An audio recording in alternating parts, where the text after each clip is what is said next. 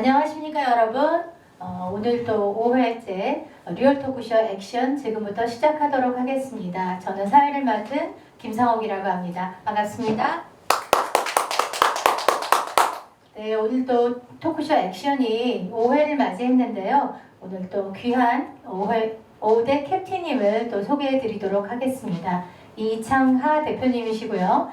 잠깐 소개 말씀드리도록 하겠습니다. 이창하 대표님은 문화예술학 박사세요. 또 단국대 뷰티 디자인 석사 겸임 교수를 하셨고요. 수정 코스메틱 기획 교육이사, 로그 싱크 이사, 피어난의 대표, 스킨 오리진 대표를 역임하셨습니다. 현재는 서울특별시 보건협회 사무국장, 열린사이버대학 평생교육원 운영교수, 셀로테크닉 대표시고요. 오늘 이 자리에는 셀로테크닉 대표로서 참석하시게 됐습니다. 네, 저서로는 미용 치료의 이론과 실제라는 저서가 있고요. 논문에는 피부와 심리 요인에 의한 정서 회복 연구가 있습니다. 우리 이창하 대표님 나와주십시오.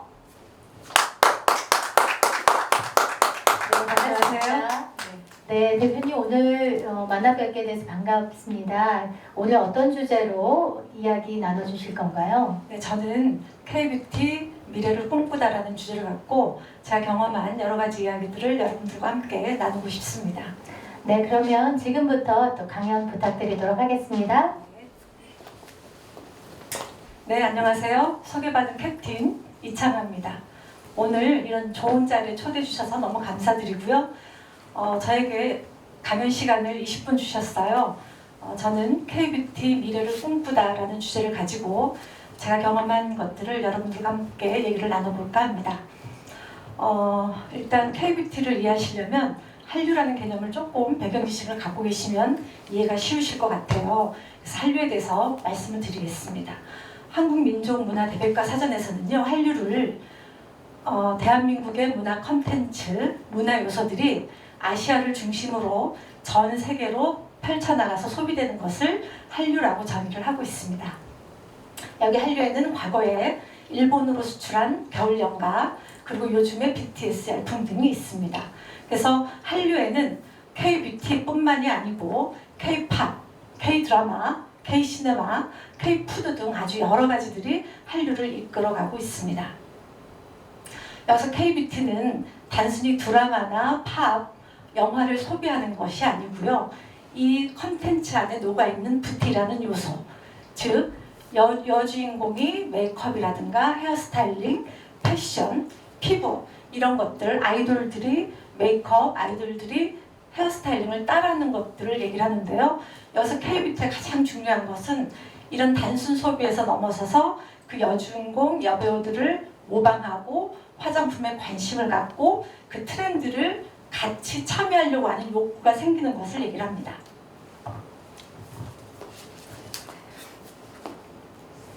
이러한 한류 열풍에 힘입어 콘텐츠들, 문화예술에 대한 콘텐츠들이 많이 발달되고 있고요. 이와 더불어서 첨단 기술이 요구되는 기초 화장품에 대해서도 우리 세계적인 K-뷰티의 위상이, 세계적인 영향력이 점차 증가하고 있습니다. 프랑스 패션 잡지 엘레에서는요, 2021년 8월에 이런 제목의 기사가 실렸습니다. K-뷰티 세계를 장악하다. 여기에서 어떤 내용을 실었냐 하면 K-뷰티가 전 세계에서 강력한 문화 콘텐츠를 가지고 조용하고 강력한 헐리우드의 경쟁 상대가 됐다고 얘기를 하고 있습니다. 즉 헐리우드 안에서 K-뷰티 위상이 그만큼 높아졌다는 거고요. 우리 한국의 문화 콘텐츠들이 세계적인 위상을 자랑하고 있다는 겁니다. 그리고 또 이 기사에서 K-뷰티의 트렌드는 우리의 얼굴을 변형시키고 있고 심지어 우리 삶을 변화시키고 있다. 여기에서 특히 피부관리 분야에서 이중세안, 그리고 일일 시트팩, 마스크팩, 그리고 우리가 요즘 막 유행했던 달팽이 뮤신, 달팽이 점액들을 얼굴에 바르고 있다. 이런 보도 기사를 냈습니다. 이 기사를 보면 우리 K-뷰티가 전 세계적으로 그 위상을 갖고 있다는 걸 얘기를 하고 있고요. 또 사실 이 K-뷰티에서 가장 중요한 거는 우리나라의 도약입니다.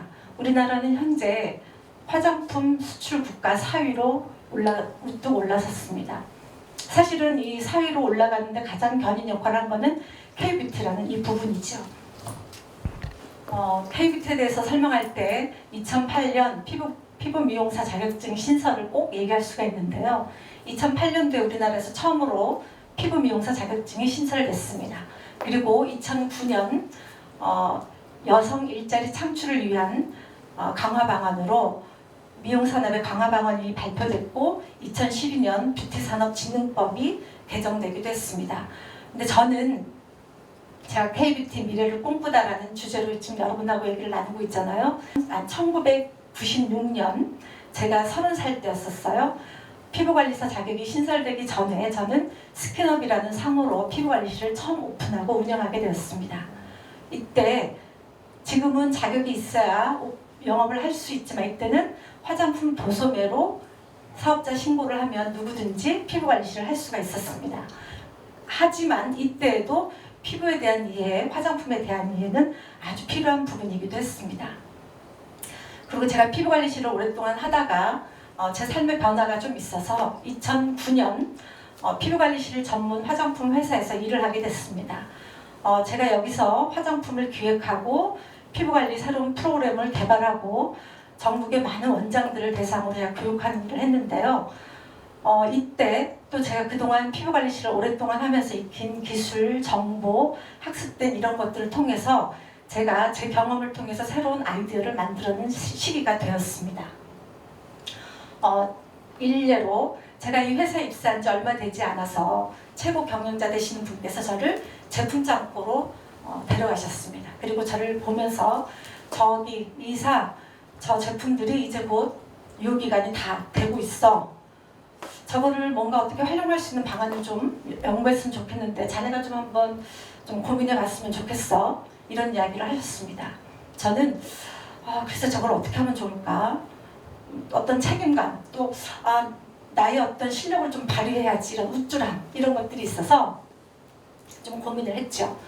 근데 제가 좀 고민한 끝에 PPT 테라피라는 피부관리 프로그램을 개발하게 됐습니다. PPT는 파워포인트 테라피라고 해서 에너지 집중 관리를 얘기를 합니다. MTS를 이용한 피부관리 방법인데요. 클렌징부터 마무리 단계까지 1시간 40분 동안에 프로세스를 다 만들고 이 안에 유효기간이 다 되고 있는 저 화장품을 이용한 MTS라는 기법을 넣은 거죠. 이 기법이 전국에 있는 피부관리실 원장들을 대상으로 교육도 했지만 한의사들을 대상으로도 교육을 많이 했습니다. 그래서 MTS 프로그램 PPT 테라피는 제가 그동안에 피부관리실을 하면서 제가 익힌 학습된 이런 경험들을 통해서 새로운 아이디어로 재탄생한 그런 프로그램이 되겠습니다. 그리고 제가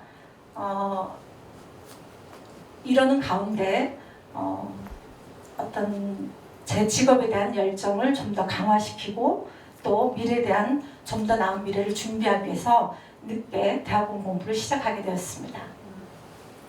이때 제가 공부를 할 때 저는 이미 10여 년 이상을 피부관리 쪽에 피부관리실과 화장품 회사에서 일을 했기 때문에 이 부분은 이제 내가 충분히 학습이 된 것 같고 뭔가 또 다른 새로운 비전을 가진 새로운 일을 좀 도전해 봐야겠다 이런 생각을 하고 있었고 저는 피부라는 건 외부에서 가꾸고 아름답게 표현하는 것 그 이 너머에 그 사람의 본질, 그 사람의 자아가 나타나고 있는 현장이라고 저는 생각을 했습니다. 그래서 석사 공부를 미용치료라는 대체약을 공부하게 됐습니다. 그래서 저는 사실 피부를 바라볼 때 다른 사람들하고 좀 남다른 시각으로 보는 그런 좀 견해를 좀 갖고 있습니다. 이렇게 해서 제가 공부를 했고요. 그리고 제가 아까 소개해드렸듯이 저는 문화예술학 박사입니다. 근데 피부하는 사람이 웬 문화예술학이야 이러실 수 있는데 제가 미용치료를 석사 박사과정에서 공부하다가 피부라는 게 문화인류의 어떤 문화사 안에 예술이라는 하위 그룹에 속한 거구나 뷰티라는 게 그런 거구나 하고 제가 인식하게 됐고 그래서 문화예술학 박사를 제가 취득하게 되었습니다. 제가 이 기간 동안에 직장인으로서, 또 창업인으로서, 창업가로서, 또 교사로서, 또 학생으로서 오랜 시간을 참 되게 힘들게 지낸 시간이기도 했습니다. 우리가 얘기하는 뭐 형설지공, 뭐 주경야독 이런 시간이긴 했지만 저는 이런 과정을 통해서 지금 이 자리에 서 있습니다. 저는 지금 셀로테크닉이라는 화장품 회사를 경영하고 있습니다. 저희 회사는 특허 2건이 등록되어 있고 상표 등록 1건, 관련 임상 연구 논문이 1건, 그리고 인체 적용 시험 성적서를 3건을 보유하고 있는 벤처 기업입니다. 그리고 ISO 인증, 환경 품질 인증을 받은 기업입니다. 제가 셀로테크닉을 경영하게 된 그 단초, 그 계기는 또 있습니다. 2017년 저희 딸아이가 공무원 시험을 공부하고 있었습니다. 근데 이 친구가 어느 날 엄마 내 피부가 썩어가고 있어요 이러면서 울먹이는 거예요. 사실 이 친구는 피부 트러블이 전혀 없었던 친구거든요. 근데 스트레스, 압박감, 그리고 건강하지 않은 야식, 그리고 불규칙한 수면 활동, 이러다 보니까 얼굴에 트러블이 좀 자주 반복돼서 나더니 어느 날은 정말 눈, 코, 입 다 빼고 다 여드름으로 다 뒤덮였습니다. 그래서 공부에 열중하지 못하고 계속 거울 보면서 얼굴을 짜고 그렇게 하고 있었죠. 그러니까 이 친구가 자기 얼굴을 감추기 위해서 화장도 더 두터워졌고, 그러니까 스트레스의 연속이었죠. 여기에 또 저희 경험이 아이디어로 변하는 아주 큰 놀라운 사건이 생깁니다. 제가 그동안 피부관리실에서 또 학생들을 가르치면서 또 화장품 회사에서 경험한 이런 학습된 지식과 경험들을 홈메이드 세안제를 제가 만들었어요. 그래서 우리 친구한테, 우리 아이한테 써봐라. 그랬더니 이 친구는 망설여요. 엄마를 믿을 수 없는 거겠죠.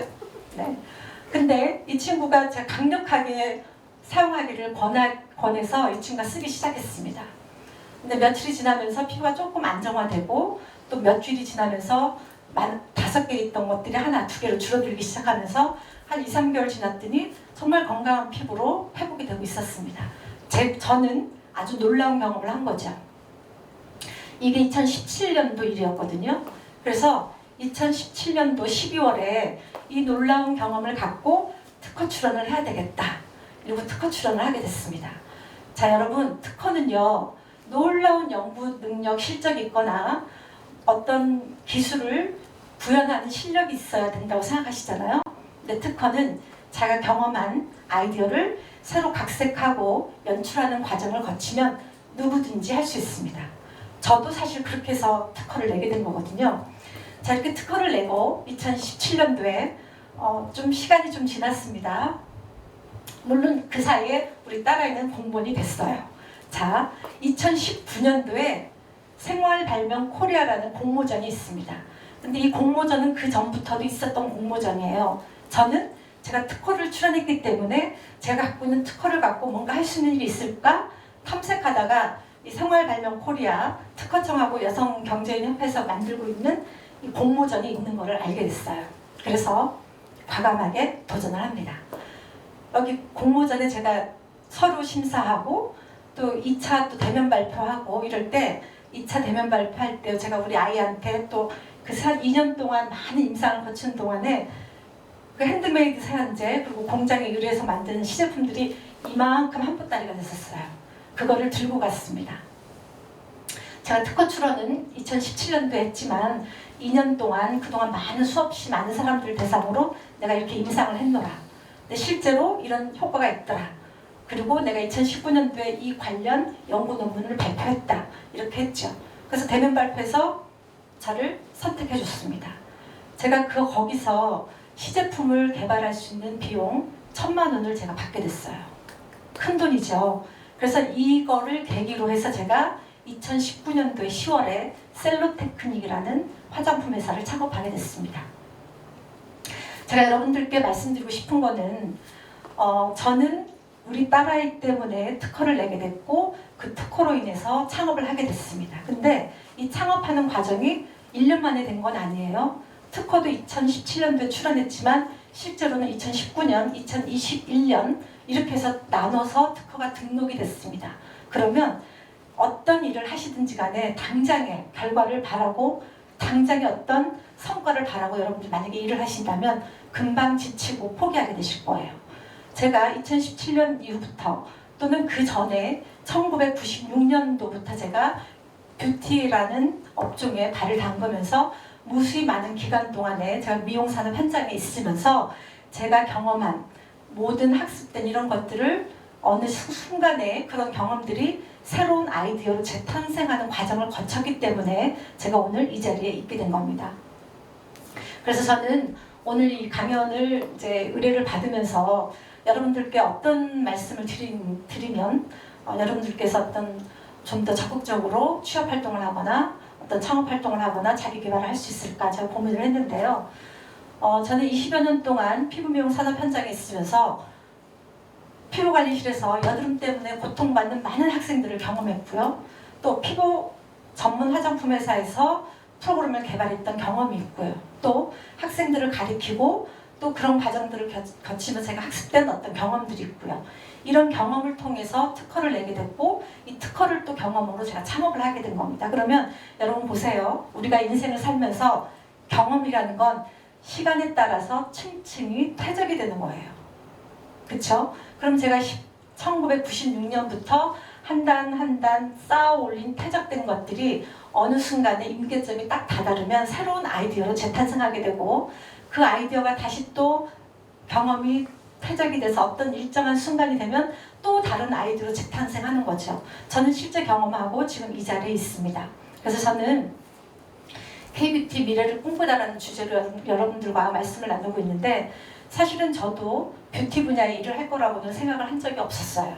우연한 기회에 화장품에 관심을 갖게 됐고 우연한 기회에 내가 피부관리실을 하면 좀 잘할 것 같아 이런 생각으로 제가 도전한 거죠. 그리고 사실은 저도 백주처럼 우아하게 평온하게 남들한테는 연출하고 싶었지만 백두처럼 물 밑에선 아주 무수히 많은 발길질과 무수히 많은 다리 움직임이 있었습니다.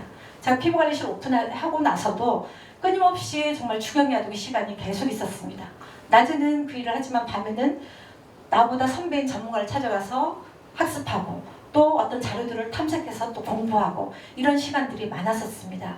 그래서 저는 여러분들께 K-뷰티 쪽 분야에 혹시 여러분들이 관심을 가지신다면 여러분이 충분히 가능하다고 말씀드리고 싶고요. 두 가지를 제가 여러분께 한번 소개드릴까 합니다. 제가 2008년도에 처음 생긴 우리나라 피부 미용사 자격증 2008년도에 생겼는데요. 조선 동포들이 우리나라에 체류를 하려면 취업 비자가 있어야 됐거든요. 그래서 2015년, 16년 이때는요. 조선 동포들이 피부 미용사 자격증을 굉장히 많이 땄습니다. 공부를 했습니다.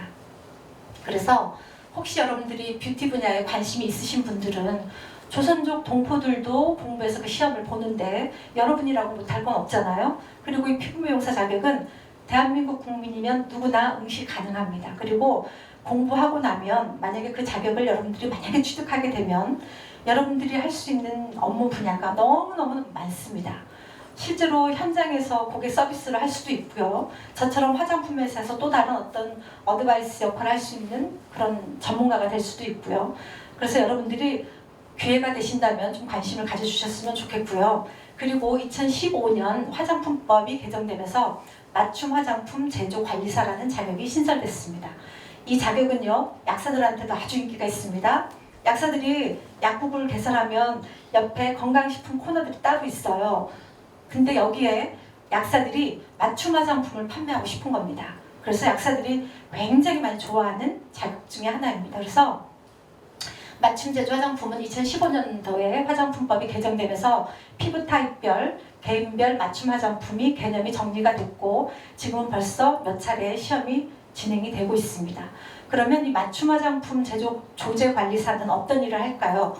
사실은 만약에 고객이 오셨어요. 이미 화장품이 이미 많이 있지만 이 고객이 여름 동안에 야외 활동을 많이 해서 피부가 어떤 썬번 현상이 일어나서 많이 피부가 칙칙해졌다고 만약에 이제 가정을 하면 이 고객이 오면 기본 화장품에 미백 기능 있는 걸 더 첨가할 수가 있는 거예요. 그래서 고객한테 여기에 고객님의 피부 타입에 맞게 지금 피부 상태가 이러니 이런 성분을 더 조합해서 고객님한테 맞춤 화장품을 제가 제조가 아니에요. 조제해서 드립니다. 이렇게 되는 거죠. 그래서 이 화장품이나 피부 관리는 사실은 이 피부 미용 서비스 산업에서는 두 가지가 사실은 갑과 을, 뭐 앞과 뒤 이렇게 같이 가는 겁니다. 피부 따로 화장품 따로는 없어요. 왜? 화장품은 피부에 적응하는 상품이기 때문에 그렇습니다. 그래서 여러분들 만약에 기회가 되면 피부 미용사 자격증도 한번 도전을 해보시고 맞춤 화장품 조제 관리사도 한번 도전해 보시면 좋겠습니다. 제가 지금 여러분께 20여 년 동안 피부 미용 산업 현장에서 경험하고 느낀 것들을 얘기를 했는데요. 저는 지금도 현재 진행형입니다. 지금도 저는 KBT를 통해서 제 미래를 꿈꾸고 있고요. 이 일이 실현이 된다면 앞으로 좀 더 나은 어떤 기업가가 되어 있을 거고 또 그것을 바탕으로 또 다른 일을 계획하고 꿈꾸지 않을까 싶습니다. 자, 그러면 우리가 가장 중요하게 생각하는 것들이 있어요. 꿈은 꾸지만 실행하지 않으면 공든 답이고 모래 위에 성을 쌓는 거죠. 여러분들이 미래를 꿈꾸고 있으시다면 반드시 실행하는 용기와 도전 정신이 필요합니다. 이런 것들이 미래를 꿈꾸고 현실을 개혁하고 끊임없이 탐구하는 것이 나의 미래, 나의 삶을 변화시킬 뿐만 아니라 긍정적인 에너지로 내 주변을 변화시킨다는 겁니다. 그래서 여러분들이 KBT 분야에 혹시 관심을 갖고 계신다면 여러분들이 인터넷을 통해서 또는 주변에 여러분들을 통해서 한번 정보를 탐색해 보시고요. 여러분들이 실제로 매일 아침 저녁으로 쓰는 화장품들, 샴푸며 치약이며 뭐 스킨이며 토너며 여성들이 쓰고 있는 메이크업 부분들을 한번 잘 살펴보세요. 거기에 여러분들이 실제로 내 피부 타입에 맞는 걸 쓰고 있는지, 그리고 이런 부분들은 내가 좀 더 개선을 해볼 수도 있지 않을까, 이런 좀 아이디어를 좀 한번 내보시고요. 그래서 실제로 화장품 용기들도요, 사용자들이 제안해서 특허 나온 경우들도 많습니다. 그래서 여러분들이 실제 실생활에서 K뷰티에 대해서 한번 좀 더 관심을 가졌으면 좋겠습니다. 제가 두서없이 말씀드리긴 했는데요. 사실은 뭔가 계획하고 실행한다는 건 쉬운 일은 아닙니다. 그리고 우리가 거절에 대한 두려움을 갖고 있기 때문에 또는 실패에 대한 두려움을 갖고 있어서 새로운 뭔가를 시작한다는 건 두려운 일이지만 그래도 지금 뭔가를 시작하지 않으면 지금 또 뭔가를 시도하지 않으면 절대 여러분들이 자기가 꿈꾸고 있는 미래를 자기 것으로 만들 수 없다는 경험을 저는 직접 여러 가지로 했습니다. 그래서 사실은 이 경험이라는 거는 시간을 통해서 퇴적되어 있는 층층이 쌓여있는 이런 어떤 인생의 무늬 같은 거라고 저는 생각하거든요. 그래서 여러분들이 지금 뭐 사회초년생도 있을 거고 또는 직업을 전환시킬까 고민하시는 분들도 계실 거고 아니면 지금의 하고 있는 일에서 좀 더 발전적인 뭔가를 좀 더 보태고 싶은 분들도 분명 계실 거라고 생각합니다. 그래서 먼저는 미래에 대한 어떤 꿈을 꾸는 게 제일 중요하고요. 현실에서 그걸 개혁할 수 있는 여러분들의 힘이 가장 중요하다고 생각합니다. 두서없이 말씀드렸지만 여러분께 좀 뭔가 좀 계기가 있었으면 좋겠습니다. 네, 감사합니다. 네, 이장한 대표님을 자리에 이렇게 모시고 다시 한번 또 Q&A 시간을 갖도록 할 텐데요. 여러분들도 궁금한 점도 많이 있으시죠? 근데 제가 이제 이 대표님 얘기 들으면서 궁금했던 거는 대표님이 이 피부 미용 쪽에 관심을 갖고 그 전에는 주부로 계셨던 건가요? 네네. 저는 사실 병원 행정 공부를 했어요. 아주 전혀 다른 일을 했고 제가 조금 일찍 결혼했습니다. 사생활을 못 해보고 그냥 결혼해서 저는 그 시기가 제일 우울한 시기였던 것 같아요. 네. 그렇습니다. 그럼 서른에 처음으로 나오신 건가요? 그 전에 네. 이제 제가 화장품에 좀 관심을 갖게 된 계기가 그때 막 이렇게 방판 화장품들이 막 이렇게 많이 판매가 될 때였었어요. 저도 카드로 거금을 주고 몇십만 원 화장품을 결제하고 써보기도 했었거든요. 그리고 또 그분이 저에게 이거 부업하면 너무 좋아. 뭐 그렇게 해서 잠깐 제가 화장품에 대해서 관심을 가진 적이 있었어요. 그래서 그런 과정을 거치고 30살에 제 이름으로 사업장을 내게 된 거죠. 처음 사회활동을 한 거죠.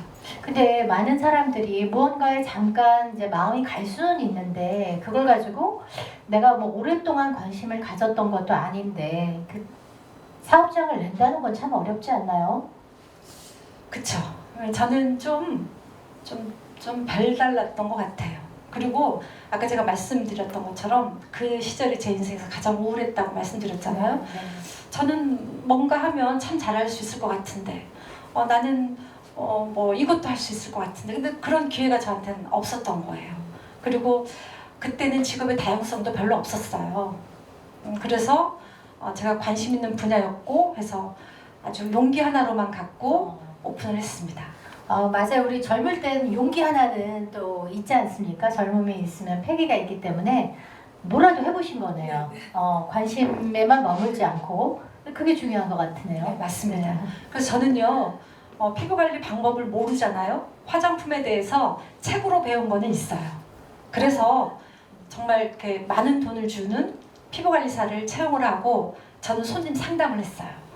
당신의 피부가 이래요. 화장품을 이렇게 해야 돼요. 피부 관리는 이렇게 해야 돼요. 그럼 저는 이 막 미사어구를 막 사용하면서 전문가 같은 막 전문 용어를 막 쓰면서 이 손님을 이렇게 상담을 하는 거죠. 그러면 저희 관리사가 관리를 하고 이러는 가운데 저는 이 관리사 저희 직원 모르게 전 또 밤에는 또 가서 실제로 피부 관리하는 방법들을 공부하고 이러면서 제가 좀 더 전문가다운 모습으로 변했죠. 그러면 어떤 사람들은 역으로 전문가 과정을 다 거쳐서 준비가 다 된 다음에 오픈할 수도 있는데 조금 반대로 하셨네요. 그때는 지금처럼 자격 시험이 없었을 때였어요. 전 단지 화장품에 대한 관심이 있었고 책으로 배운 그 내용만 갖고 한 거죠. 그러니까 어찌 보면 좀 정말 용감하시네요. 용감하다기보다 좀 뭐라고 얘기할까? 하여튼 겁이 없었던 거죠. 네, 여러분들이 우리가 참 시작할 때 여러 가지 조건을 많이 찾잖아요. 나는 뭐 학벌이 문제야, 또 나는 뭐 전문 지식이 없어, 경험이 없어, 여러 가지 이유로 망설이는데 일단 시작하셨네요. 시작하시고 그 다음에 또 밤에는 그 전문 지식을 익히기 위해서 또 노력을 하셨네요. 기술을 또 배워야 되잖아요. 그래서 그러니까 저는 그러니까 이중 삶을 산 거죠. 낮에는 전문 피부 관리실 원장으로, 저녁에는 피부 관리사 실습 학생으로 그런 시간을 그래서 저는 피부 관리실을 한 곳에서 한 10년 정도를 했어요. 우리 아이를 키우면서. 근데 그 과정에서 저는 자그마한 성취들을 되게 많이 경험을 했고요. 또 그런 과정에 제가 좀 더 노력해야지, 좀 더 열심히 해야지, 좀 더 뭔가를 더 좀 그런 것들이 좀 계기가 됐었던 것 같아요. 그 작은 성취라고 하면 어떤 곳에서 그런 성취감을 느끼셨어요? 제가 이런 예를 들어도 될까요? 제가 이제 피부관리실을 오픈했어요. 근데 이제 각 지역마다 정오의 희망곡이라는 프로그램이 있습니다. 거기 지역의 아나운서가 해요. 프로그램은 똑같은데 제가 저 라디오를 듣다가 A4 용지 2장에다가 한 장은 나의 프로필, 한 장은 저희 샵의 프로필을 뭐 되지도 않는 거 몇 자 적고는 방송국에 전화를 했어요. 전화를 해서 제가 정오희망곡 애청자인데 건의사항도 있고 제가 좀 궁금한 사항도 있고 해서 담당자를 좀 상담하고 싶다, 만나고 싶다 이랬어요. 그랬더니 편집국장님을 만나게 됐습니다. 그래서 제가 그걸 들고요. 편집국장님한테 내보이면서 편집국장님 이 정오의 희망곡 애청자가 어떤 분들이라고 생각하십니까? 하고 제가 여쭈었죠. 근데 그분은 뭐 여러 사람들이 듣겠죠 이런 얘기를 하셨는데 저는 제가 피부관리실 하고 있는데 저희 관리사하고 저하고 2명이 근무하는데 라디오를 많이 켜놓고 있습니다. 그리고 제가 주변 근처에 이렇게 다니다 보면 라디오를 켜놓는 사람들이 많아요. 그래서 혼자 있는 여성들, 뭐 가게 하는 사람들. 그래서 저는 음악도 참 좋은데 듣다 보니까 여성들한테 좋은 어떤 생활 정보, 피부 뭐 미용 정보들을 좀 주면 어떨까 해서 제가 그 제안을 드리러 왔습니다. 이랬어요. 제안을 다 드리셨대요. 그 여러분 네. 놀랍지 않습니까? 이 길을 만드신 분이네요. 그래서요 정말 놀랍게도 매주 목요일 저희 이름을 딴 이창아의 피부 이야기라는 코너가 만들어졌습니다. 이야.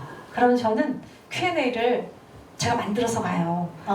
그래서 만약에 이제 여름철에 뭐 지금 자외선도 그렇고 막 건조하고 막 이렇잖아요. 그러면 이제 아나운서 DJ가 원장님 요즘 같은 날씨에는 피부 관리 어떻게 해야 되죠? 여성들은 지금 굉장히 고민이 많을 텐데 뭐 집에서 어떻게 하면 좋을까요? 이런 질문을 하게 하죠.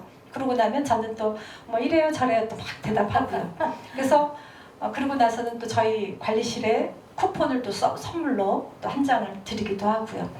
그래서 저는 처음 오픈하고 나서도 정말 맹랑하게도 정말 도전이죠. 뭐 그 편집국장님이 저를 거절해도 뭐 아무 이유 없는 거예요. 그래도 저는 그렇게 해서 참 일을 재밌게 했습니다. 아니 근데 그렇게 모르는 사람한테 한마디로 제안을 하는 거잖아요. 만나 주세요부터 시작해서 나의 사업 전략까지 거기서 푸시는 건데 그러면 거절에 대한 두려움은 없으셨어요? 근데 사실은 모르는 게 더 약이라고.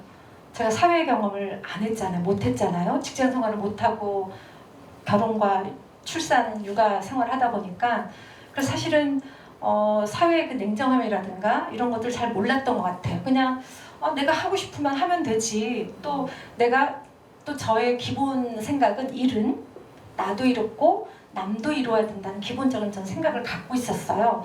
나한테 이루어진 일인데 상대방한테도 이루면 이거는 누구든지 다 받아들여야 되지 않을까 이런 생각을 하고 있었던 거죠.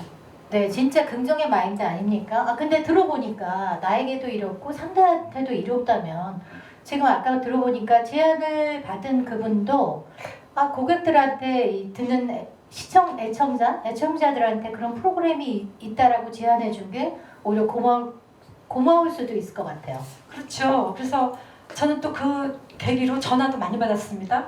야, 택시 타고 왔는데 너 목소리가 나왔어. 깜짝 놀라고. 그래서 칭찬도 많이 들었고요. 그러니까 저는 제 일의 어떤 그 기본 생각은 그래요. 나만 이득을 취한다 그러면 그거는 별로 이롭지 못한 일이고요. 나도 이롭고 남도 이로운 일이 어떤 사회에 공헌하는 일이라는 생각을 하죠. 그래서 사실 어찌 보면 제가 방송국에 정말 이롭게 한 거고요. 또 그 방송을 듣는 청취자들한테 정말 이로운 일을 한 거 아닌가 해서 뿌듯함이 있죠. 그런 성취감이 있습니다. 그러네요. 그러니까 그러면 진짜 일도 보람도 있고 돈도 벌고 또 좋아하는 이 지인들한테 연락 없던 지인들한테 연락도 받으시고 네, 일을 되게 즐겁게 하시는 분 같으네요. 저는 일이라는 건 물론 생계 수단이기도 하지만 우리가 학교에서 배웠던 뭐 매슬로우 인간 욕구처럼 자아 실현의 어떤 그런 장이기도 하잖아요. 그러니까 제가 어떤 인간이다, 어떤 사람이다라는 걸 보여주는 게 일인 것 같아요. 그래서 저는 일을 되게 즐기면서 하는 스타일입니다. 우리가 다 추구하는 바가 그거잖아요. 우리가 하고 싶은 일을 하되 나도 즐겁고 남한테까지 도움을 줄 수 있다 보면 정말 일하는데 보람도 있고 정말 즐겁게 일할 수 있을 것 같아요. 그런데 박사님 꼭 그렇지만 않아요. 저도 포기하고 싶었던 순간들이 많았고요. 그래요? 저도 도전받았던 순간들이 참 많습니다. 그럼에도 불구하고 포기하지 않고 제가 제 스페이스대로 제 속도로 앞으로 조금 나아갔던 것들이 지금의 시간이 된 것 같아요. 그러면 어떤 때가 가장 포기하고 싶었던 순간이 되셨나요? 일단 저는 육아를 하고 있는 엄마로서 아이들한테 시간이 충분히 공유하지 못하는 것에 대한 어떤 미안함 또 어떤 마음 아픔이 있었죠. 그러니까 내가 내 일도 중요하지만 우리 아이들도 중요한데 그거에 대한 균형을 잡기가 되게 힘들었었고요. 그래서 사실은 피부관리실 할 때 한 45평 되는 점포 2층을 임대를 해서요. 엄청 병화문 안에 들어가면 네. 복도를 2개로 냈어요. 네. 복도를 2개로 내고 이쪽은 피부관리실, 이쪽은 집. 아예 이렇게 인테리어를 했습니다. 네. 되게 현명하시네요. 그러니까 일과 육아를 다 같이 하신 거네요. 그래서 사실은 엄마가 어디서 일하고 있고 지금 어디 있는지 애들이 확연하게 알 수 있고 또 집에 들어오면 늘 그 자리에 엄마가 있거나 또 엄마가 외출하거나 해서도 그 자리에 피부 관리하는 이모가 있고 그래서 저는 사실 육아와 어떤 일에 대해서 이 밸런스를 갖는 게 그런 최선의 방법이라고 생각해서 그렇게 했었습니다. 죄송합니다. 일과 육아를 병행하는 거는 정말 젊은 부부들한테 다 문제인 것 같아요. 그래서 일을 끝까지 하다가 육아 때문에 포기하는 경우가 굉장히 많은데 직접 그 두 가지를 다 하셨던 분이니까 여러분들이 나의 경우는 다를 수 있지만 좀 팁을 얻으시면 좋을 것 같네요. 네. 그래서 사실은 이 주부들이 또 여성들이 자기 일을 포기하는 이유는 결국 육아 때문이거든요. 근데 육아 때문에 경력 단절이 되고 더 이상의 사회에서 자기의 재능이나 능력이 쓰임받지 못할 때 이 어떤 상실감은 되게 크거든요. 근데 그것들을 극복하는 거는 사실은 쉽지는 않습니다. 근데 저 같은 경우는 제가 오너였고 네. 또 그렇게 제가 기획하고 실천할 수 있었기 때문에 이렇게 가게와 집을 같이 할 수 있는 또 그런 여건이 됐기 때문에 가능한데요. 사실 일반 직장인 여성들은 좀 힘든 부분도 있죠. 네, 그러니까 어떻게 보면은 그래도 그것이 가능하게끔 만들어 가신 면이 있는 것 같아요. 좀 주도적이시라고 할까요? 누가 다 기회를 마련해 주거나 한 거는 아닌 것 같은데 본인이 또 마련하신 게 있는 것 같네요. 그렇죠. 사실은 제가 하는 일이니까 또 제가 캐야 될 부분이니까 저는 제가 그렇게 하겠다고 강력하게 요구했고 또 저희 아이 아빠도 그렇게 해서 도와줘서 그런 일을 하게 된 거죠. 네. 아, 그러니까 제가 아까 용기 있다는 말은 거기서 누구도 나를 위해서 제안해주지 않았는데 네. 스스로 이렇게 기획을 하신 내 삶을 막 주도적으로 기획하신 그런 부분들이 좀 놀라웠고요. 아까 그 특허를 자녀 때문에 결국 자녀를 피부를 좀 좋아지게 하려다 보니까 특허 출원까지 하시게 됐잖아요. 그러면은 아까 그 생활 발명 코리아 네, 그런 정보는 또 어디서 얻으셨습니까? 제가 특허 출원을 하고 그 특허가 어떤 쓰임새가 있을까 그래서 뭐 키워드를 여러 가지로 쳐봤어요. 뭐 특허도 쳐보고 뭐 발명도 쳐보고 뭐 제품화 뭐 기술 막 쳐봤더니 우연히 생활발명 코리아라는 공모전이 있는 걸 제가 알게 됐어요. 그래서 이건 뭐지? 내가 접근할 수 있을까? 그래서 이제 그 내용들을 좀 자세히 한번 이렇게 확인해봤죠. 그랬더니 거기에는 여성들만 출품이 가능해요. 여성들만 아이디어를 혹시 여러분들 중에 아이디어를 갖고 있으면 이 아이디어를 갖고 제품을 조금 더 다르게 각색하거나 연출하면 좋을 것 같다 이런 생각이 드시면 그거를 제안서를 쓰시면 돼요. 저는 특허를 출원하고 제안서를 썼지만 근데 네. 제안서를 처음 쓰는 사람은 상당히 어려울 것 같은데요. 그러니까 육하원칙이 중요합니다. 네. 누가 언제 무엇을 어떻게 할 것인가를 쓰시는데 여기에 우리 PR이라고 하죠. 피할 건 피하고 알릴 건 알리고. 왜냐하면 강력한 자기 주장이 있어야 돼요. 내가 생각하는 게 나의 어떤 가설은 이건데 이게 실제로 될지는 모르지만 나는 이게 될 거라고 생각한다. 그리고 난 실행해보고 싶다. 그러면 이게 아까 제가 말씀드린 것처럼 나도 이렇고 다른 사람들도 분명히 이렇게 할 것이다. 이런 또 강력한 자기 주장이 필요해요. 네. 네. 아니 근데 그걸 처음 하셨는데 처음에 잘 되신 거잖아요. 제가 처음 공모전을 한 거죠.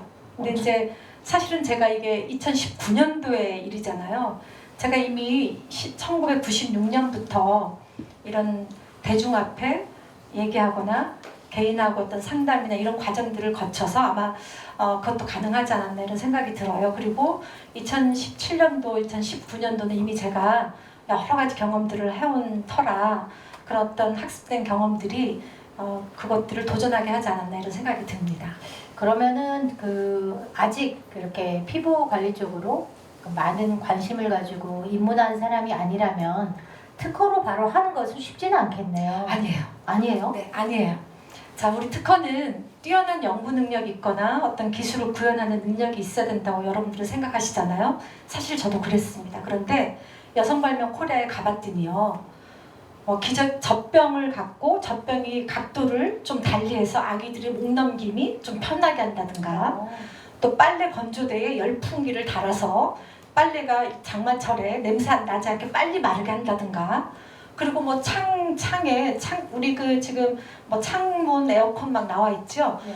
그런 식의 아이디어를 차용해서 거기에 공기청정기를 다는 이런 것들도 있어요. 그래서 생활 발명 코리아라는 얘기는 내 생활에서 내가 불편함을 느끼는 것들을 내 아이디어를 갖고 해소해보자 이런 거니까 여기에 특허는 뭐 어떤 고도의 기술이 필요하거나 어떤 연구 능력이 없어도 괜찮습니다. 그러면 누구나 도전해 볼 수 있는 그럼요. 거죠. 네. 그러니까 내 삶을 생활 속에 살다가 불편함을 개선할 마음이 있는 사람이면 그럼요. 여러분 들어보셨죠? 우리가 고도의 기술이 있는 사람만 도전해 볼 수 있는 건 아니네요.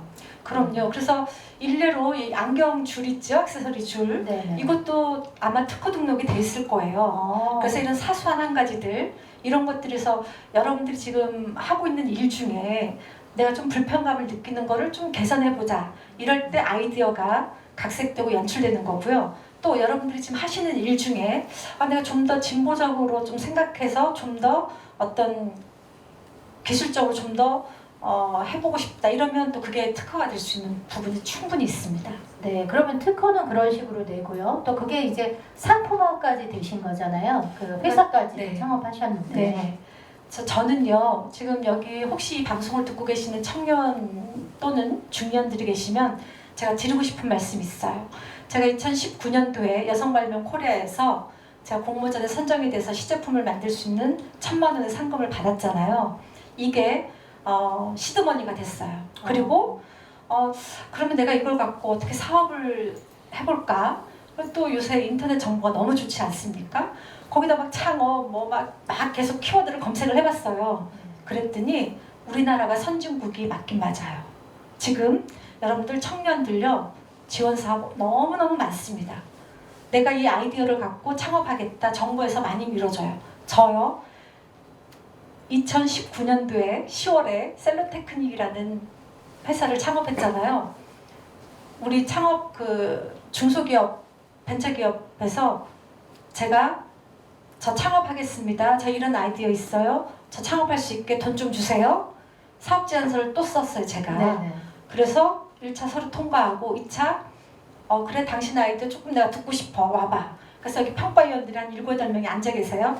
제가 가서 제 사업을 제가 또 이제 한 15분 정도 설명을 하는 거예요. 그러면 제가 이제 막 자랑해야 되잖아요. 네. 이거는 우리 딸아이 때문에 만들게 됐어요. 제가 이런 일을 했던 사람이에요. 그리고 이게요 생활발명 코리아에서 제가 상금도 받은 아이디어예요. 그리고 제가 이게 정말 소비자들을 설득하려면 뭔가 정말 전문적인 자료가 필요해서 제가 연구 논문도 썼어요. 그것 때문에요? 네. 그래서 제가 이제 막 했더니 저 5천만 원 창업 지원금을 받았어요. 아니 아까 1,000만 원 들었을 때는 사실 그 돈이 귀한 돈이지만 창업하기엔 너무 부족하지 않을까 했는데 또 그 다음 단계가 있었네요. 네네. 그래서 저는 그러니까 이런 과정을 거쳐서 2019년도에 정부로부터 5천만 원을 지원받고 셀로테크닉이라는 회사를 만들게 됐죠. 그러면 이걸로 끝은 아니에요. 저는 자본 없이 창업했잖아요. 그러면 우리나라 좋은 나라 선진국이라고 제가 말씀드렸죠. 네. 정말 경험 있고 아이디어가 있으면 정부에서는 우리 그 사람을 어떻게든 성장시키고 그 사람을 통해서 새로운 고용을 창출하려고 해요. 결국의 목적은. 그래서 그러고 나서는 저는 이제 정부 지원 과제들을 많이 탐색을 했죠. 그래서 사실은 제가 낸 세금보다 더 많은 지원을 한 2, 3년 동안에 받은 것 같습니다. 그러면은 진짜 그 2번의 과정으로만 끝난 게 아니라 계속 또 그런 지원금을 받을 수 있는 것을 계속 탐색해 보셨네요. 그렇죠. 그리고 제가 지금 어차피 화장품 회사를 지금 창업하고 일을 하고 있잖아요. 그래서 저는 새로운 물질을 연구하고 싶어요. 근데 제가 혼자 연구할 수 있는 역량이 안 되잖아요. 연구시설도 없고 전문 연구자도 없고. 그래서 저는 이제 정부에서 R&D 이제 정부 과제가 또 이렇게 있어요. 그럼 나 그거 하겠다. 나 R&D 하겠다. 나 이런 능력 있다. 그럼 나 이런 물질을 만들어내서 어떤 우리 화장품 원료를 국산화하겠다. 그래서 막 서로 써서 또 내는 거예요. 아니 전 너무 궁금한 게요. 그러면 회사의 직원이 혹시 굉장히 많은 거 아닐까요? 아니요. 지금 저하고 마케팅 직원 1명 있습니다. 근데 이게 전 되게 현실감 있게 느껴져요. 우리가 회사라고 하면 뭐 되게 거창해야 될 것 같고 정부 지원금을 따려면 적어도 한 10명은 직원이 있어야 될 것 같고 막 이게 좀 거창할 것 같은 느낌이 드는데 꼭 그렇지 않네요. 그럼요. 그 대신 수고로움은 있어요. 밤새 내 생각을 정리하고 페이퍼 작업을 하셔야 되고요. 그리고 이게 실제 지금 트렌드에 맞는지 내가 하고 싶은 일이 지금 사회에서 요구하고 있는 건지 좀 탐색할 필요도 있죠. 그러면 기회는 얼마든지 있습니다.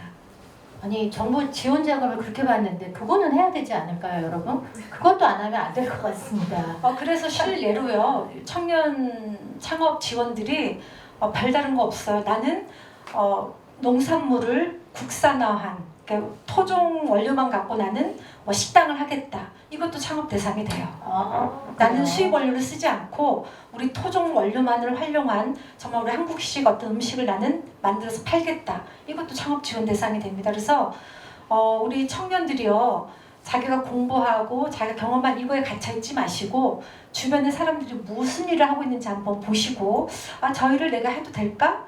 아니면 저 일은 내가 해도 될까? 이렇게 조금 궁리하고 좀 생각하는 시간을 가지면 좋을 것 같아요.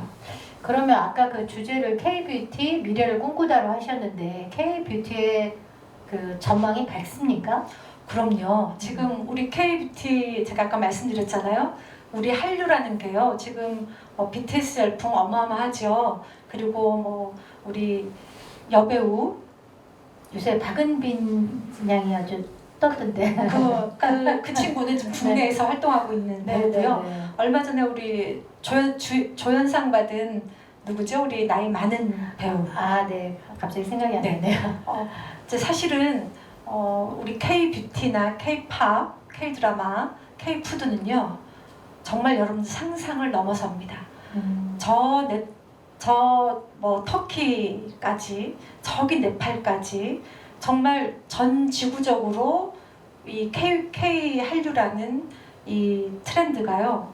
정말 사람들을 많이 자극하고 있어요. 우리나라는 불과 몇 년 전만 해도 화장품이요. 외국 의존도가 굉장히 높았던 산업이었거든요. 지금 수출 4위 국가로 성장했습니다. 제가 4위라는 말을 듣고 깜짝 놀랐습니다. 인기가 있는 줄은 알았는데 4위라고 하고 이제 한류가 뭐 가속이 붙어가지고 이제는 K만 붙이면 다 되는 것 같아요. 저 그런 시류를 여러분들이 또 잘 타서 그 뷰티 하면은 그냥 단순하게 화장품, 그러니까 피부 관리 이런 쪽만 생각했는데 또 그 산업 자체가 되게 크다고 하니까 여러분들이 생활 속에서 나는 어떻게 접목시킬 수 있나 그걸 한번 우리가 봐야 되겠네요. 그럼요. 그리고 지금 이제 화장품을 만약에 예로 들면 화장품이 이제 생활 필수품이 됐어요. 네. 그렇죠? 그리고 소득이 높거나 낮거나 구분 없이 여성이거나 남성이거나 구분 없이 이제 화장품은 없어서는 안 될, 없으면 불편한 생활 필수품이 됐거든요. 그러면 국내 소비뿐만이 아니라 전 세계의 소비와 또 K-뷰티라는 트렌드에 같이 어울리면서 K-뷰티는 굉장히 무궁무진한 앞으로의 세계를 갖고 있습니다. 제가 하나 예를 들면요.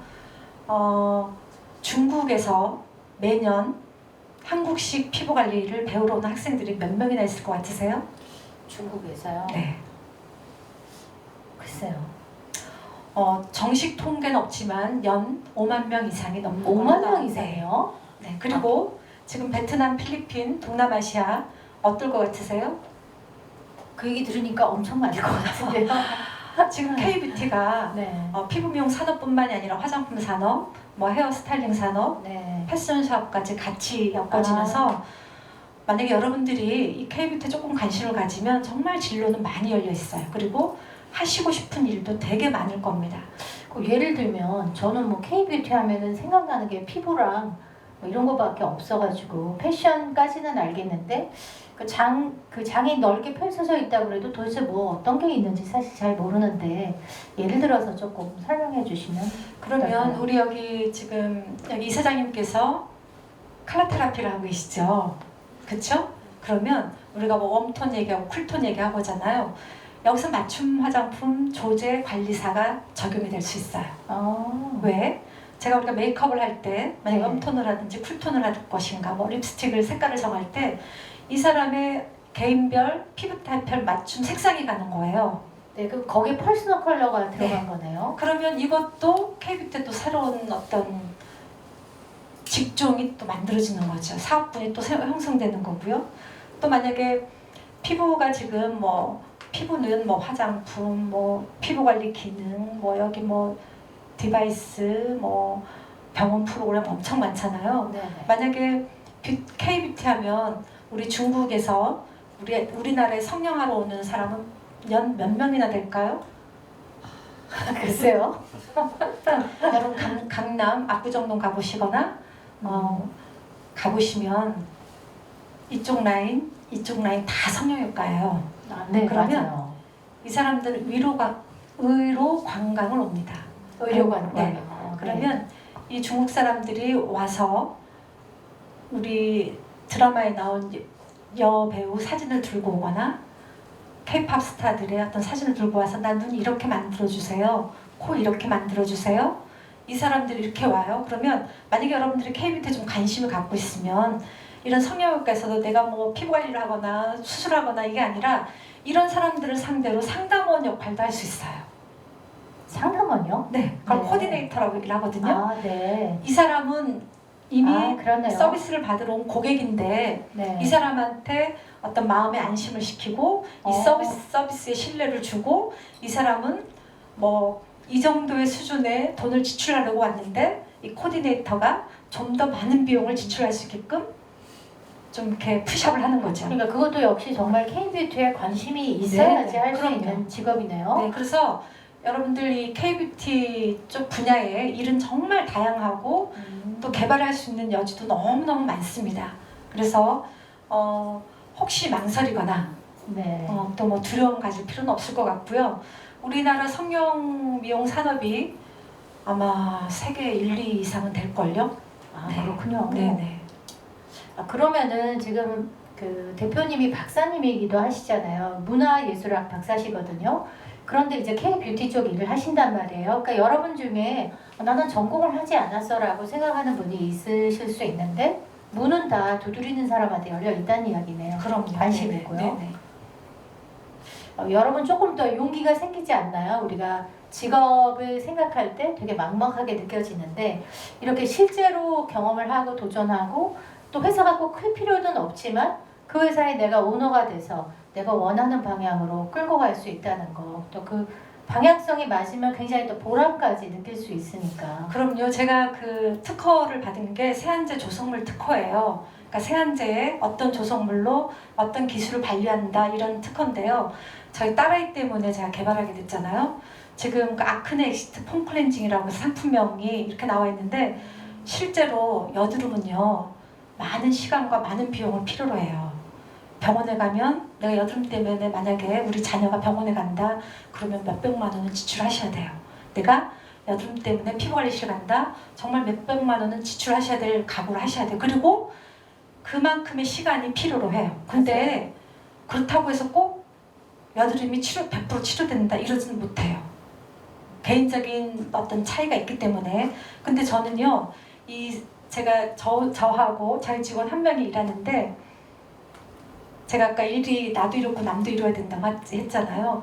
이 정말 세안제 하나가 저희들이 이제 그 쓴 사용 후기들을 이렇게 말씀하시는 분들 보면 뭐 감사하다는 분들도 있고요. 우리 아들이 너무너무 기뻐한다는 사람들도 있고요. 그리고 나 정말 여드름 때문에 돈이 없어서 치료를 관리를 못했는데 이 세안제를 만나서 너무너무 정말 개발해줘서 감사하다는 얘기도 하고요. 그래서 저는 뭐 지금 기업을 만들고는 있지만 또 그런 어떤 주변에서 오는 피드백 이런 게 전 더 일할 수 있는 더 용기를 주는 것 같아요. 이 경쟁되는 그러니까 제품을 개발을 해도 경쟁 업체들이 정말 무수하게 많잖아요. 근데 어떻게 해서 그러면 이 다른 회사들과 차별화시켜서 이 제품을 이렇게 전파시켰다고 해야 될까요? 많은 사람들에게 알리셨는지 또 그게 살아남는 비법이기도 하잖아요. 되게 그게 궁금합니다. 일단은 제품의 차별화예요. 그리고 타겟이 정확화. 그러니까 기초 화장품 하면 여러 가지 피부 타입이 있지만 저는 여드름에 집중한 거고요. 그리고 또 그 여드름 세안제 하나인데 얘를 레퍼런스 하는 것들이 많아요. 특허가 이미 2개가 있고 그리고 연구 관련 논문이 있고 그리고 인체 적용 시험 성적이 있고 그래서 이 제품 하나를 레퍼런스 하는 이런 자료들을 충분히 갖추다 보니까 그리고 또 여드름에만 집중하니까 그것 자체만으로도 경쟁력을 갖게 된 거죠. 그러네요.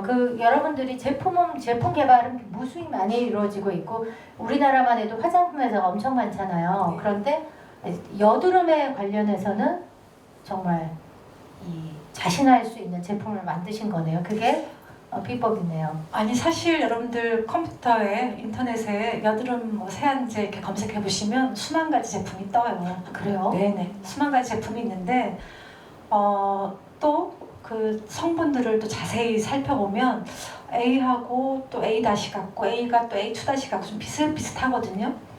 그러니까 어떤 얘는 특화되지 않은, 차별화되지 않은 건데 정말 많은 광고비를 쓰고 많은 마케팅을 비용을 써서 소비자들한테 접근하는 상품들인 거죠.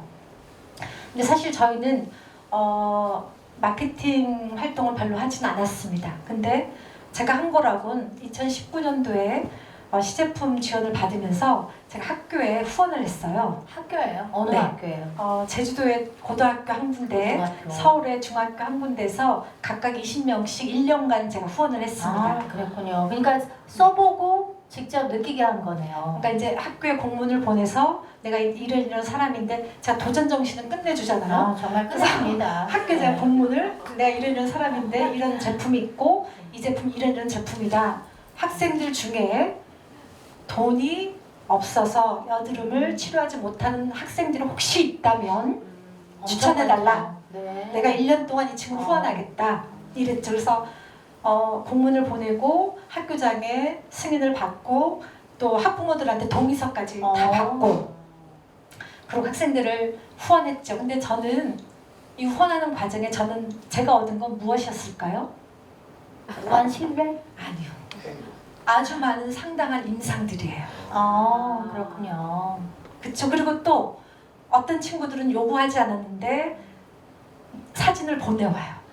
그리고 이렇게 좋아졌어요. 네, 떨어질 때가 되면 선생님 저 떨어졌어요. 그럼 제가 또 보내줘요. 그럼 또 사진을 또 보내와요. 그러면 1년 전에 그러네요. 피부 아이하고 마지막 후원할 때까지 그 한 명은 끊임없이 쓴 아이가 있어요.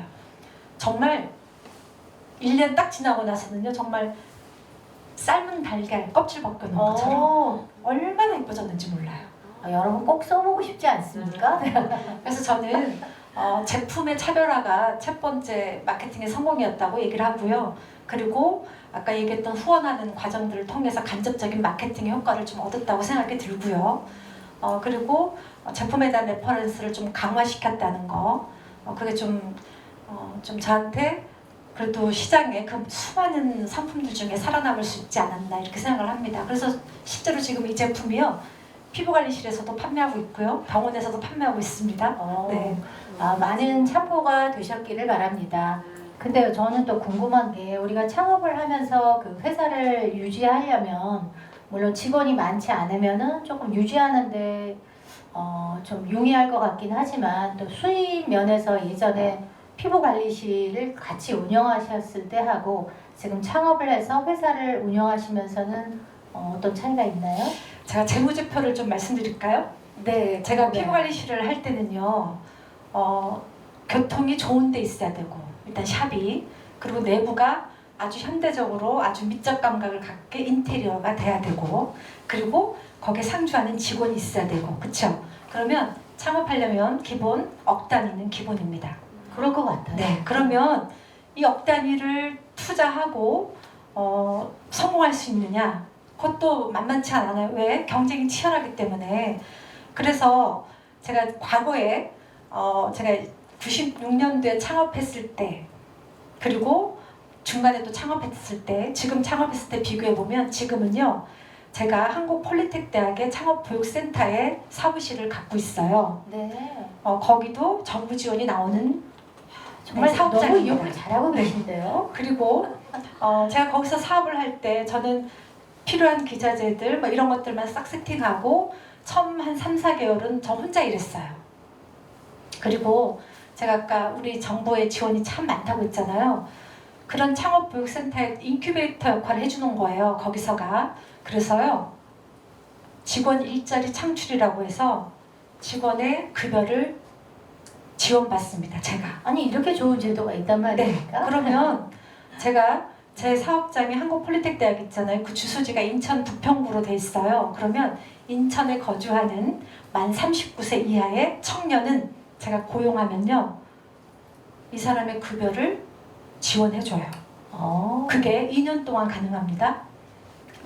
왜 만 39세냐 하면 남자들이 군대 갔다 오고 이 시간까지 그래서 만 39세를 청년으로 봐주는 거예요. 네. 근데 보세요 여러분 제가 샵을 하기 위해서 교통이 좋고 입지가 좋은데 점포를 얻어야 되고 보증금 5천만 원, 월세 뭐 3, 400 그냥 지출해야 되는 부분이고 아주 멋있게 인테리어 해야 되고 그쵸? 근데 지금은 사무실 있는 사무실에 제가 필요한 집기만 들고 들어가고 거기다가 직원까지 너 열심히 일해. 어? 이렇게 좋을 열심히 수가 일해. 있나요? 그래서 직원까지 제가 쓸 수 있잖아요. 그러면 저는 여기서 이 채용된 직원을 무한 시간까지 정부에서 지원해 주는 건 아니에요. 짧게는 1년, 길게는 2년이거든요. 그동안에 제가 이 친구가 저희 셀로테크닉에서 자기의 어떤 입지, 업무 능력들을 충분히 발휘해서 이 친구로 인해서 매출도 더 형성이 되고 또 이 친구의 어떤 직업의 안정성도 제가 줘야 될 책임이 있어요. 그러니까 그런 책임감은 반드시 갖고 있어야죠. 만약에 그런 책임감 없으면 이 친구 지원해 주는 것만 쏙 빼먹고 이 친구 버려버리면 이거는 정말 상처 주는 일이잖아요. 그래서 그런 책임감을 갖고 전 더 열심히 하고 있죠. 그러면은 그러니까 우리가 돈이 없어서 회사를 뭐 창업하거나 이런 거 할 수 없다는 거는 그거는 그냥 핑계나 좀 거짓말이죠. 네, 그러니까 우리가 조금 더 알아봤어야 되네요. 우리가 그 그럼요. 말을 하기 전에 문을 두드리면 지금 이런 제도들이 잘 되어 있으니까 정말 1년에서 2년 동안 그 직원을 주는 급여까지도 나라에서 이게 지원해주는 제도가 있다고 하니까 여러분들 많이 문을 두드려 보시면 네, 될 것 같습니다. 그래서 네. 그러면 그 2년이 지나면 내가 어쨌든 운영을 해나가야 되잖아요. 그렇죠. 네. 그 어려움은 없으세요? 지금은 괜찮습니다. 왜냐하면 주변에서 저희 제품을 사용하고 재구매가 좀 활발하게 이루어지고 있고요.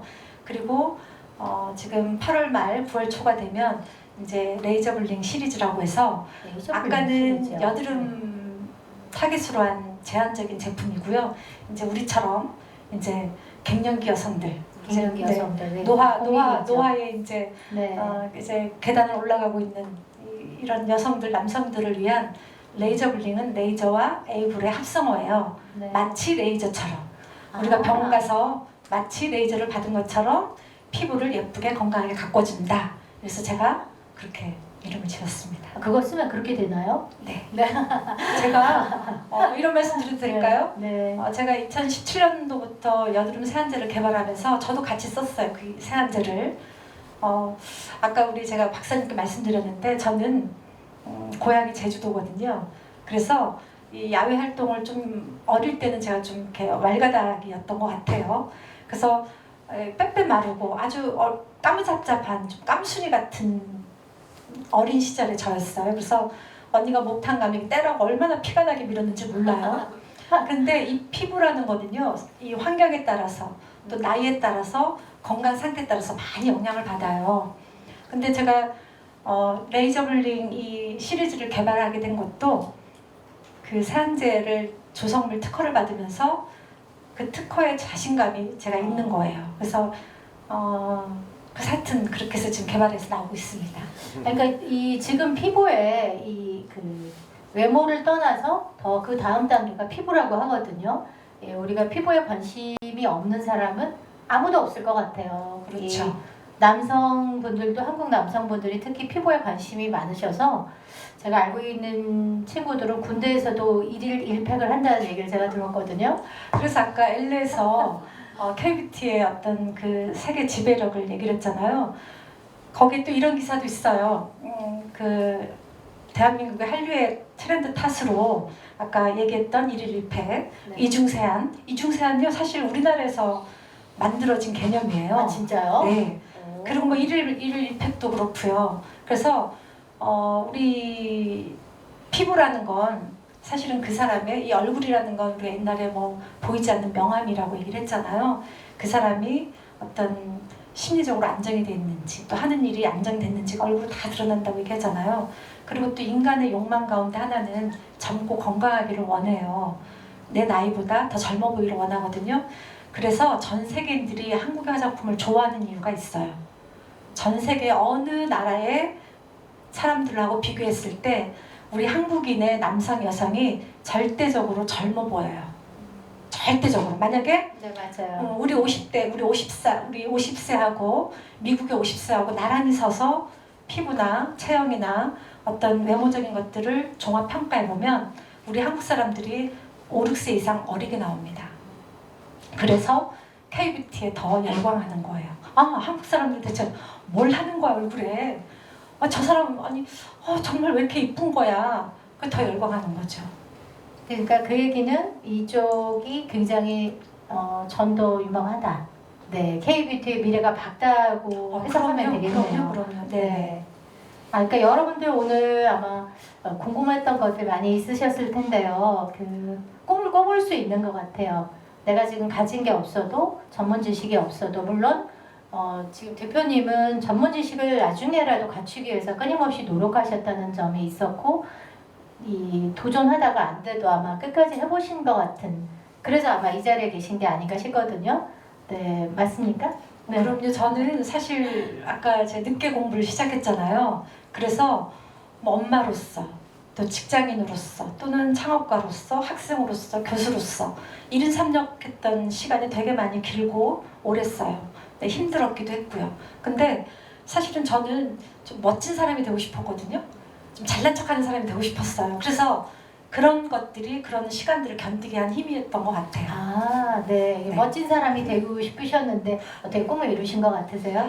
저는 아직 현재 진행형입니다. 저는 네. 이 셀로 테크닉이 마지막이 아니고요. 저는 아까 피부 얘기를 할 때 뭐 외모를 가꿔서 아름답게 보이는 게 피부가 아니고 그 사람의 내면 자아가 드러나는 어떤 현장이라고 저는 생각을 해요. 그래서 제가 조금 더 나이가 들면 실제로 연구 보고서도 있습니다. 어린아이들이 만 3세 이전에 부모로부터 돌봄을 받지 못하고 어떤 애정 접촉, 애착이라고 하거든요. 이게 제대로 형성되지 않으면 요즘 제일 문제가 돼 있는 소시오패스, 사이코패스 될 가능성이 높다는 연구 보고들이 이미 나와 있어요. 그리고 이 아이들이 크면 비행 청소년이 될 가능성이 아주 높습니다. 저는 그래서 이 다음에 제가 좀 나이가 들고 마음이 좀 더 여유롭고 좀 더 착해지면 그런 아이들 제가 케어하는 사람이 되고 싶어요. 너무 멋집니다. 네.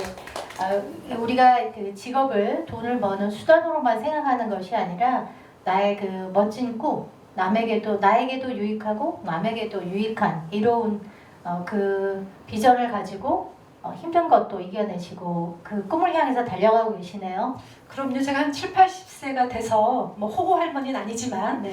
좀 이렇게 저 할머니 뭐 좀 괜찮네 이런 말을 듣고 싶어요. 그래서 저는 그때는 어떤 생계 목적이 어떤 일이 아니라 그런 진짜 어렵고 소외받고 힘든 이런 아이들을 좀 이렇게 사회에 잘 적응할 수 있도록 나도 이 세상에 태어난 이유가 있다는 걸 좀 알 수 있게끔 그런 사랑을 좀 전해주고 싶어요. 저희가 이 취업이나 창업을 준비하고 이직을 준비하는 분들을 위해서 이런 자리를 마련했는데 우리가 직업이라는 걸 통해서 누군가에게 도움을 줄 수 있고 나의 꿈뿐만 아니라 그들의 꿈도 지켜줄 수 있다면 정말 너무 아름다운 세상이 될 것 같습니다. 네, 오늘도 이렇게 귀한 걸음 해주셔서 너무 감사하고요. 다윈그룹, 또 고고리얼박스, 글로벌 위드 체인지 또 거기서 후원해 주셨고 또 장비 후원으로는 경기 시청자 미디어 센터에서 후원해 주셨습니다. 여러분 오늘 액션 구호 마음에 드셨나요? 꿈꾸는 사람에게 미래가 있습니다. K뷰티의 미래도 여러분들이 꿈을 꾸는 한 그 끝이 없게 장대할 거라고 생각하고요. 또 오늘 그 준비한 프로그램 마치기 전에 저희 또 이 뒤에 보면 저희 홈페이지가 있습니다. 여러분 홈페이지로 들어오셔서 가입도 하시고 여기 사단법인 국제문화경제일자리협회가 뭐하는 곳인지 구경도 해보시고요. 또 이 프로그램에 참여하고 싶으신 분들은 카카오톡 채널로 또 신청을 하시면 직접 참여도 하실 수 있습니다. 그리고 8월 17일 날 제6회 리얼토크쇼 액션이 있고요. 여러분들에게 이제 6대 캡틴으로 정현구 공연 기획자 선생님이 준비되어 있으십니다. 여러분 또 공연 기획, 공연이라고 하면 되게 거창한 것 같지만 그렇게 알고 보면 거창하지 않은 그런 프로그램들이 준비되어 있으니까 또 많은 기대 가져주시고요. 또 도전하셔서 신청도 해주시면 여러분들에게 되게 유익한 시간이 될 것 같습니다. 저는 김상옥이었습니다. 감사합니다.